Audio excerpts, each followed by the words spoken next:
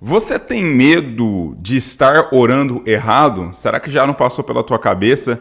Será que Deus está recebendo a minha oração? Será que a minha oração é uma oração bíblica, correta? Eu quero discorrer sobre esse assunto nesse vídeo. Falar sobre o padrão de oração que está de acordo com as Escrituras. Nós temos vários e vários modelos de oração na Bíblia. Por exemplo, temos a oração de Daniel, temos a oração de Moisés, temos a oração de Neemias, temos a oração de Ana, por exemplo. O próprio Senhor Jesus, em Mateus 6, ele nos deixa um padrão de oração. João 17 também, Jesus deixa outro padrão de oração. Paulo, Pedro, entre outros grandes homens de Deus. E uma das coisas que todos eles têm em comum no início da sua oração é a adoração. Toda oração que agrada a Deus, ela contém adoração. Mas não é uma adoração como a dos fariseus, para impressionar as pessoas. É uma adoração sincera. O próprio Jesus, em Mateus 6, a partir do versículo 9, ele inicia a sua oração dizendo assim, olha, Pai nosso que estás nos céus, santificado seja o teu nome. O que seria esse santificar a Deus? Esse santificar a Deus seria honrar a Deus, glorificar a Deus, não só por meio das suas palavras, mas por meio da sua vida. Nós temos, por exemplo, na oração de Daniel, adoração. Ele menciona os atributos de Deus como Criador, como Salvador. Neemias tem um padrão de oração muito semelhante. Paulo também, ele exalta a Deus na sua oração que está registrada em Romanos. Então, a oração, ela deve conter a adoração, porque você é um adorador. Os verdadeiros adoradores adoram em espírito e em verdade. Então, como você pode começar a sua oração? Soberano Deus que estás nos céus, nós cremos no teu santo nome, tu és o Deus Criador que criaste todas as coisas, e você começa falando dos atributos de Deus. Deus é um Deus de misericórdia, Deus é um Deus de justiça, Deus é um Deus de amor, Ele é um Deus santo. Em Isaías 6 nós vemos os serafins clamando, Santo, Santo, Santo é o Senhor dos Exércitos. Então você pode iniciar a sua oração adorando ao Senhor por meio das suas palavras, adorando o Senhor na beleza da sua santidade. Eu vejo que muitas pessoas, e não que Deus não receba a oração dessas pessoas, mas essas pessoas, quando vão orar, elas já iniciam pedindo. E oração é comunhão. É um momento seu com Deus. Eu vou dar um exemplo humano, irmãos, humanos, mas entenda bem, não coloco mal as minhas palavras. Por exemplo, quando eu comecei a namorar a minha esposa, o que era normal no nosso início de relacionamento? Os elogios, eu falar coisas bonitas para ela. Então, assim, era uma forma de nós termos ali o início do nosso relacionamento, de nos relacionarmos. Então, com Deus, não é diferente. Nós precisamos adorar a Deus, mencionar os seus atributos na nossa oração.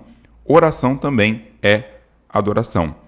E o livro de Salmos, por exemplo, ou os Salmos, os 150 Salmos que estão na Bíblia, todos eles contêm adoração. Salmo é a oração.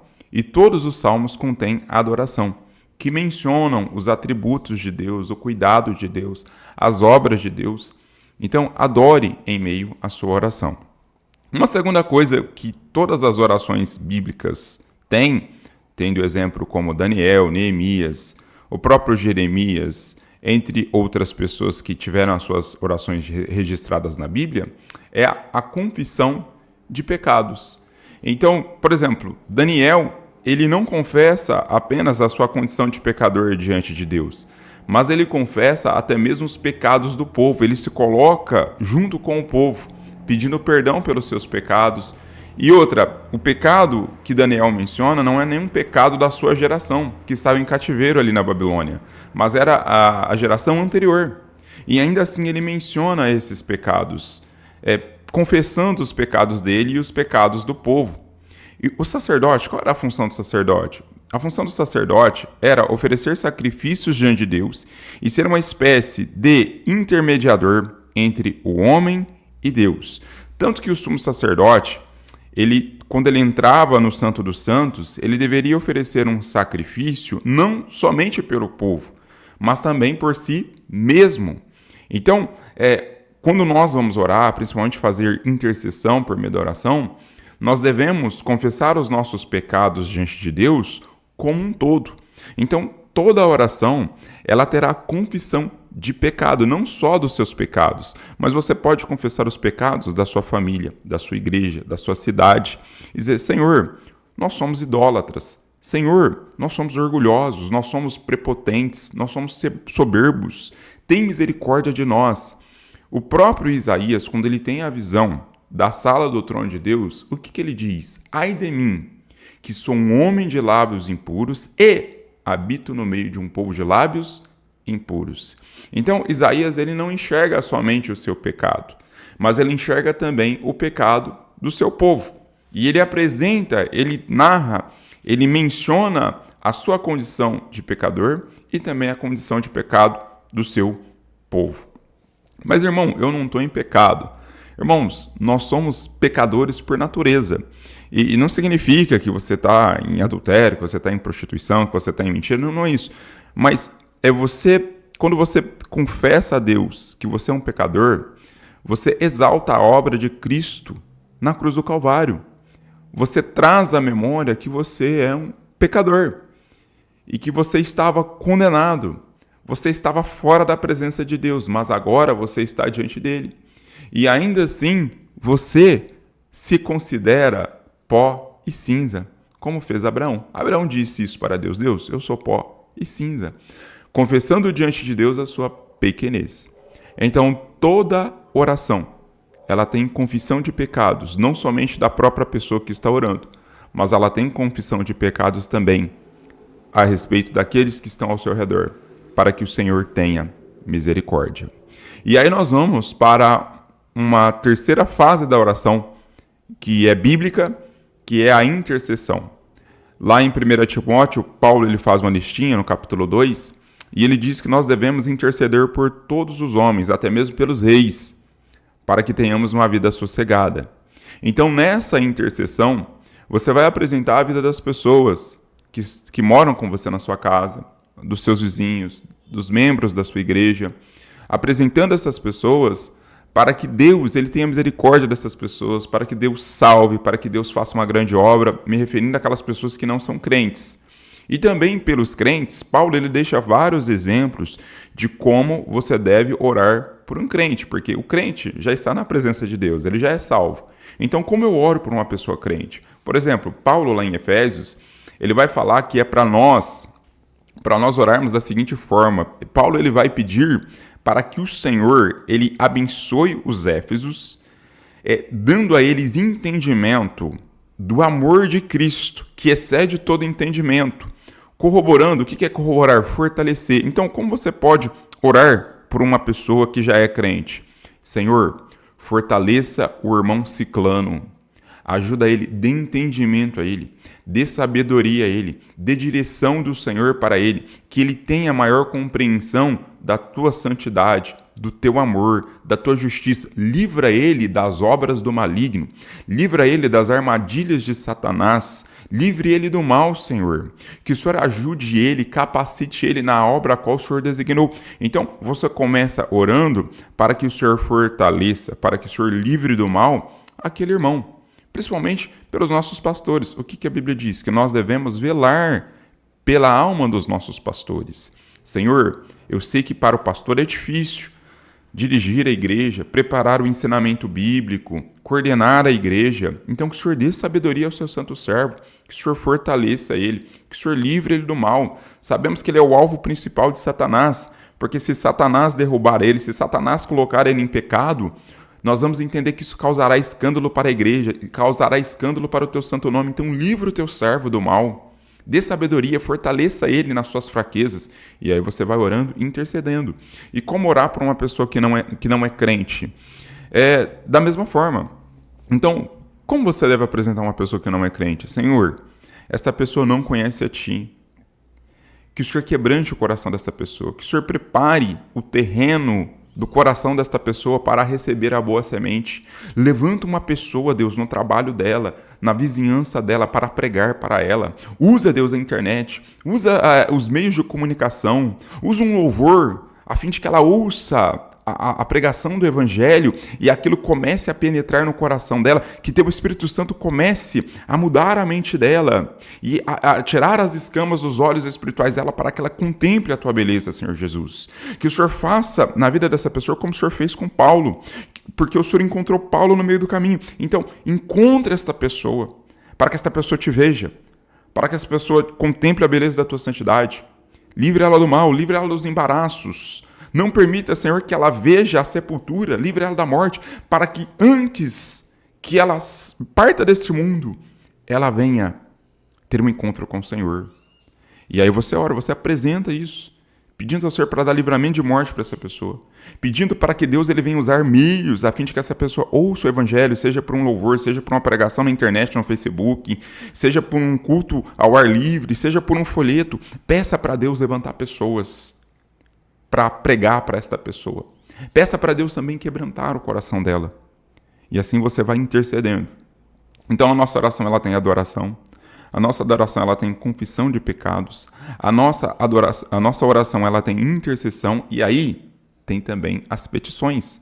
Porque em Filipenses 4:6 diz que nós devemos colocar diante do Senhor todas as nossas petições. E veja que é tão interessante que a oração ela não prioriza você. A oração bíblica ela prioriza os outros. Então primeiro vem os outros e depois você. É óbvio que tem aquela oração que você está magoado, você está triste, aí você dobra o joelho e você rasga a sua alma diante de Deus. Mas a oração de rotina, a oração diária, ela não prioriza você, ela não é uma oração egoísta, mas ela coloca sempre o outro à sua frente. E depois de você colocar o outro à sua frente, aí você vem com a oração de petição, com as súplicas. E aí você apresenta os seus problemas. Senhor, no trabalho eu estou enfrentando luta. Senhor, eu estou enfermo. O Senhor tem poder para curar. O Senhor curou a mulher do fluxo de sangue. O Senhor tirou a cegueira do cego Bartimeu. O Senhor ressuscitou o filho da viúva de Naim. O Senhor tem poder sobre todas as coisas. Foi o Senhor quem criou este corpo, que desenhou cada detalhe deste corpo. Foi o Senhor quem criou cada órgão. Foi o Senhor que criou os pulmões. E Deus, e agora, um exemplo. Deus, agora eu estou com um problema nos rins. Foi o Senhor quem criou os rins. Foi o Senhor quem colocou os rins em funcionamento. Toca no meu rim. Cura o meu rim pela tua misericórdia. Eu clamo pela tua misericórdia, eu clamo pela tua graça, porque está escrito que o Senhor levou sobre si todas as nossas enfermidades. Salmo 103, versículo 3, está escrito que é o Senhor quem perdoa as nossas iniquidades e sara todas as nossas enfermidades. O Senhor é o Senhor que sara. Então, cura-me. Ou então, você vai apresentar a sua família, você vai apresentar suas necessidades diante de Deus. Talvez você está desempregado. Senhor, o Senhor é o Deus que é dono de todas as coisas. Toda a terra, toda a plenitude da terra, todos os moradores da terra pertencem a Ti. A empresa tal pertence ao Senhor. Há um dono aqui na terra. Há uma pessoa que tem posse aqui na terra, mas todas as coisas são Tuas. Que o Senhor abra uma porta para mim naquela empresa. Que o Senhor venha tocar o coração da pessoa que vai me entrevistar. Para que ela possa se sensibilizar e ela venha, de uma maneira sobrenatural, Deus, me escolher para esta vaga de trabalho. E você ora, você apresenta as suas petições. E aí, como você conclui a sua oração? Você conclui a sua oração mais uma vez adorando e agradecendo a Deus. Dizendo, Deus, obrigado por esse momento de oração.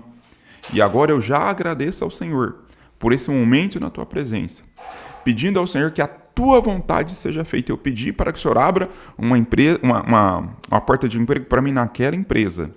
Mas se não for da vontade do Senhor, se o Senhor tem algo melhor para mim, que assim o Senhor faça. Que o Senhor feche então esta vaga de emprego, que eu seja reprovado nessa entrevista, porque eu quero o teu melhor.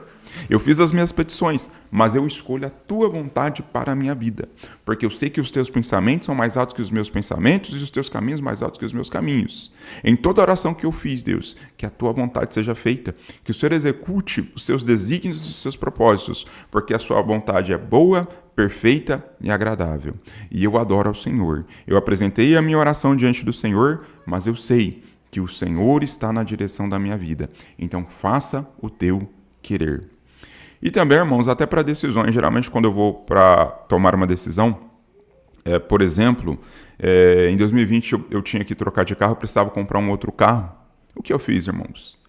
Eu orava a Deus e dizia, Deus, se é este carro que o Senhor tem para mim, Se o Senhor aprova o vendedor, livre-me, Deus, do homem fraudulento, livre-me do homem mal intencionado. E se esse carro é o melhor carro que o Senhor tem a colocar diante de mim para que eu possa comprar de maneira justa, então que o Senhor assim faça. Aí passava num carro, não dava certo. Passava num outro carro, ia numa outra loja de carro, não dava certo. E ali eu já entendia que não estava dando certo, porque o Senhor estava trabalhando. Até que eu encontrei um carro, numa cidade próxima daqui de Mococa, Guaranésia, e não era nenhuma loja de carro, era um vendedor particular. O carro estava perfeitamente em bom estado, num preço justo, e deu tudo certo, tudo se encaixou. Mas antes, eu orei a Deus para que Deus me livrasse do homem fraudulento, para que Deus me livrasse de carros que tivessem com problemas, que viessem me trazer prejuízo. E graças a Deus eu estou com este carro até hoje e tem servido de serventia.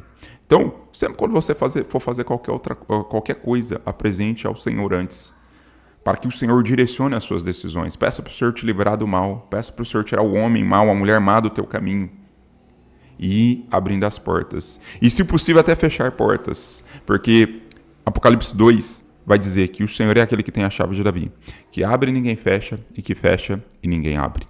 Então, se a porta é ruim, fale a Deus. Se isso é ruim, se isso vai me causar prejuízo lá na frente, talvez a proposta é boa agora, mas se isso vai me causar prejuízo lá na frente, que eu sofra agora, que eu padeça agora, fecha essa porta. Porque eu quero o teu melhor, eu quero andar na tua presença, eu quero andar na tua direção, eu quero viver os teus propósitos. Então guia a minha vida, em nome de Jesus. E aí você termina a oração agradecendo ao Senhor, dizendo: Deus, eu pedi todas essas coisas, eu apresentei essas vidas, faça conforme o teu querer e a tua vontade, porque o Senhor é santo. E entender que Deus, Ele vai responder, Ele vai agir, Ele vai fazer conforme os seus eternos propósitos. E Deus, Ele ouve cada uma das nossas orações.